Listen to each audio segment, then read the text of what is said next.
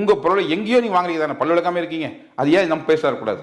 So எல்லாமே நீ ஊறுகாய் வாங்காம இருக்கீங்க, நம்ம ஏன் நம்ம ஊறுகாய் இருக்கக்கூடாது? இப்படி ஒன்று யோசிச்சு பார்த்து நீங்களா வாலண்டியராக வந்து நம்முடைய ப்ராடக்ட்ஸை ஸ்டோரில் வாங்க ஆரம்பிச்சிங்கன்னா அதில் பல்வேறு விமர்சனங்களுக்கு அதுதான் பதிலடி.